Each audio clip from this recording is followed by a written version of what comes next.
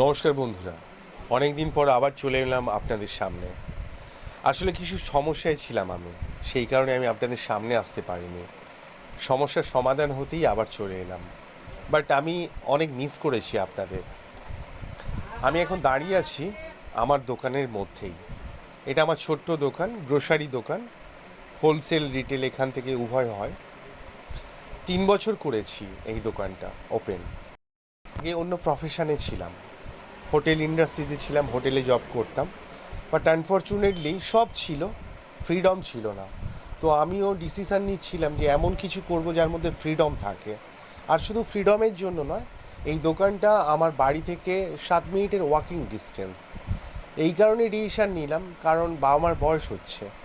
এই সময় বাবা মার পাশে থাকলে সুবিধা অসুবিধা আপদ বিপদ পাশে থাকতে পারবো, তাদের সমস্যার সমাধান করার চেষ্টা করতে পারবো। তাই ডিসিশান নিয়ে এই দোকানটা ওপেন করেছি।